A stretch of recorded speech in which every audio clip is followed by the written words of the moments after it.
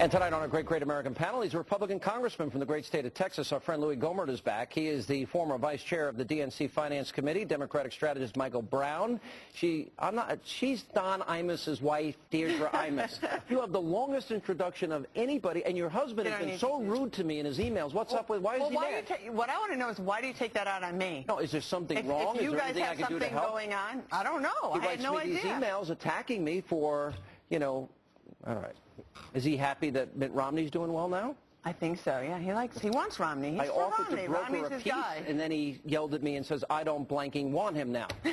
Well, I think, wasn't he saying he wanted Newt and Palin? That was his latest for the past week after Romney wasn't doing well, but now he's doing well. Do you think this is over, Congressman? Do you think the race is settled? Do you think there's any chance it goes to the convention?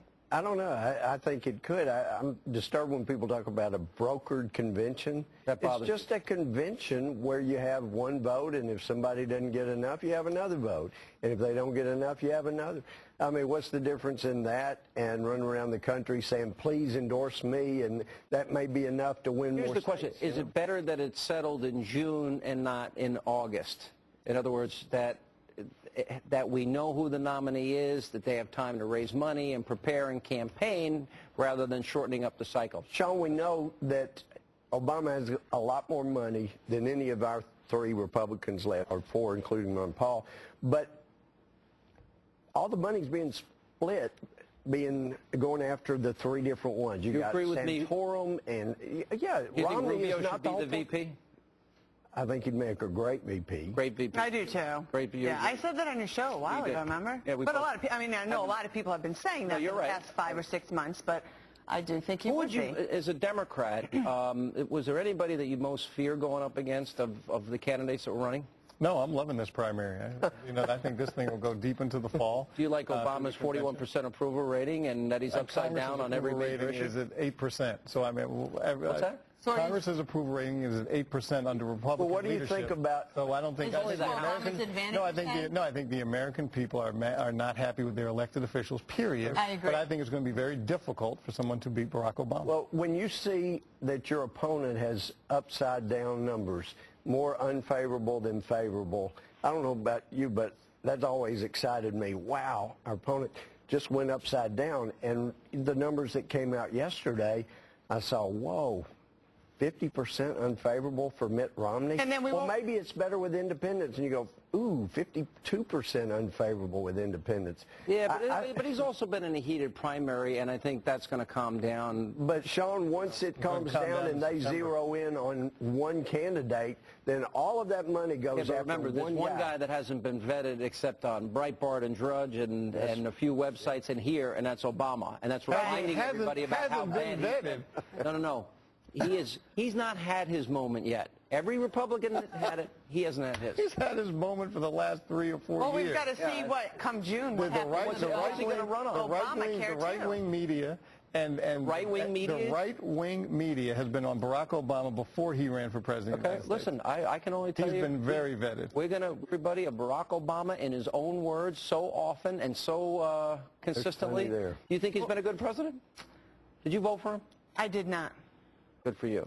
I voted for him. I think he's been a great president. But if he were $5 trillion in debt, the $47 million in poverty. That's all inherited from the Bush administration. No. I don't know why that's a shock. That's his debt. That's his debt. That's Obama debt. All of that was inherited when he had all the problems when he came into the White House. His stimulus, his health care, that's Obama debt. And frankly, thank goodness for the stimulus. Who knows where our economy would be? Who knows where Solyndra would have been if it weren't for the stimulus. And all of those solar companies that are going broke, just think of where they'd be now. Well, and Obamacare, too, that's a big thing, too. I mean, I'm not for that mandate. There's other things I'm for. It's pretty amazing. They got eaten alive in the court this week. But, I'm for, aren't you, for the pre-existing conditions? I think people should be covered. That's something we had all agreed on. We were willing to pass. Wow. I'm for. No. Wow.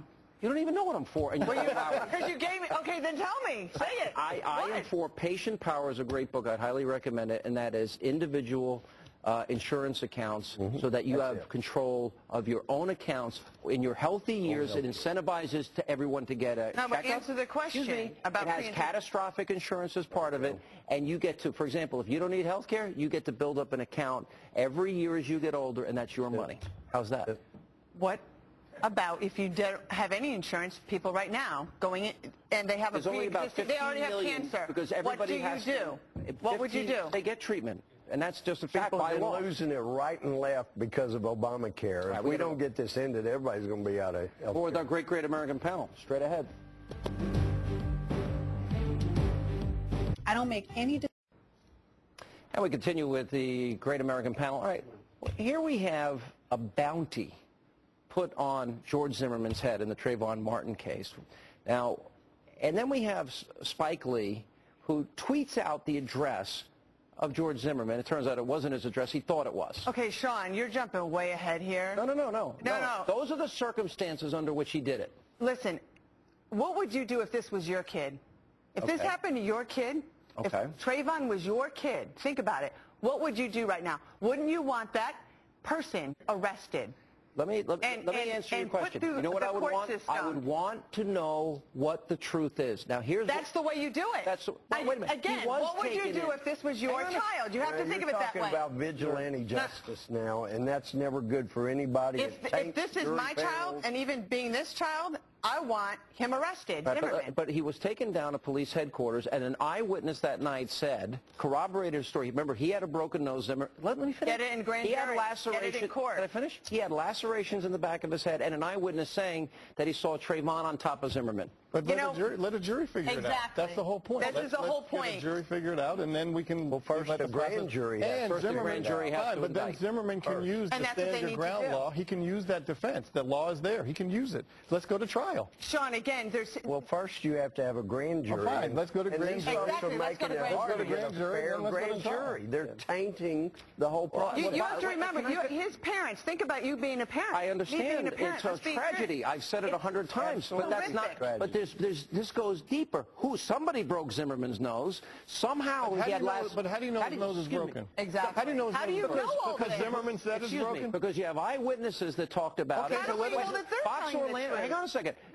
I talked to the reporter that was there that spoke to people. Did they see the X-rays? Can I finish? Did they see the X-rays? Can I finish? They saw the broken nose. How do you know the broken nose? I want a jury. Do you ever read any of the reports? Let the jury see the nose. Exactly. Let the jury. This should go in front of a grand jury. This is unbelievable. Everybody's saying all this. I know that your worst The police said it was broken. Everybody, it's either broken or it's not broken. Arrest this guy and go through the court system. This is crazy. If you were those parents, to have him not arrested and have this under a grand jury, you're demanding it go through the court system, and yet you're demanding that he be arrested. You can have a grand jury investigation, but arrest, that's not uncommon. That's correct. And it's not uncommon. You don't arrest somebody until you have enough evidence to prove Start the process.